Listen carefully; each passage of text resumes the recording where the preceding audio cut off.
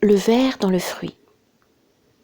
J'avais pris l'habitude d'aller chez Lalla Fatma presque tous les jours. Elle restait seule l'après-midi, s'occupant de l'entretien de la maison. Elle avait fort à faire et ne restait jamais inactive. Je m'intéressais à tout ce qu'elle faisait et à tout ce qu'elle disait. Je devinais ses pensées à l'expression mobile de ses traits. Ses cheveux blancs rougis par le henné s'échappaient sous le foulard de chaque côté de ses joues. Ils éclairaient d'une note vive et légère son visage bon et intelligent. Lorsque j'entrais chez elle ce jour-là, elle pétrissait des galettes qu'elle faisait cuire ensuite dans un plat en terre sur un canoun, brasero, en terre cuite. Il était 4 heures, le café était préparé. Elle le servit avec des galettes arrosées de miel et de beurre fondu. Nous passions ainsi des moments agréables, à échanger des idées personnelles sur des sujets qui nous intéressaient.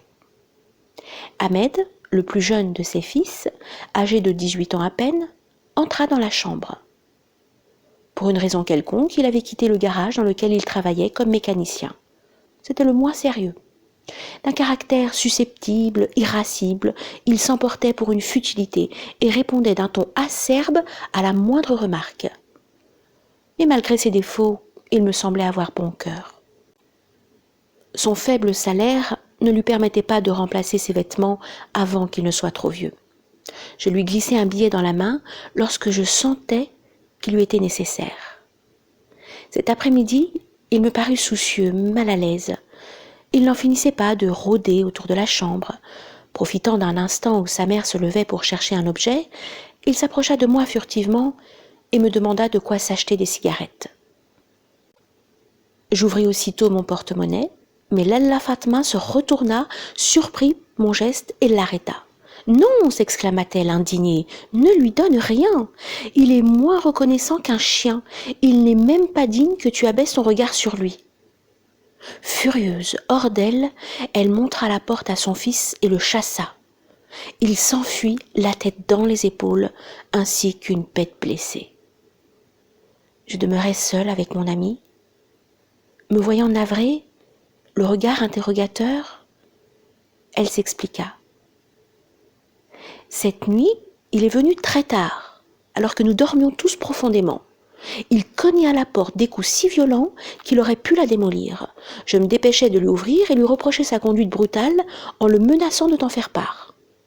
J'espérais ainsi qu'il serait honteux, mais il m'a repoussé brusquement et s'est mis à t'injurier en te traitant de tous les noms.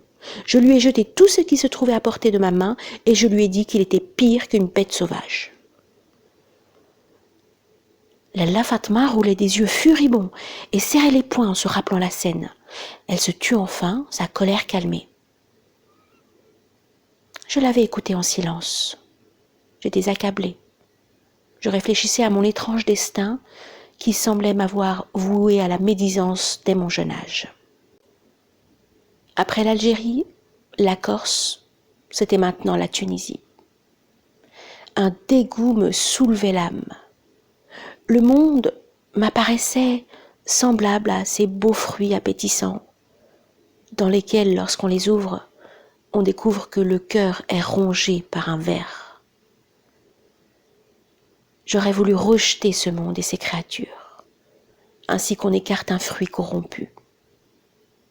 Soudain, dans l'excès de ma révolte, en un éclair, le souvenir presque éteint de la voix prophétique frappa ma mémoire. Parmi la longue liste des épreuves, il en était une dont la répétition m'avait frappée. Tes bonnes actions seront blâmées, comme si elles étaient mauvaises.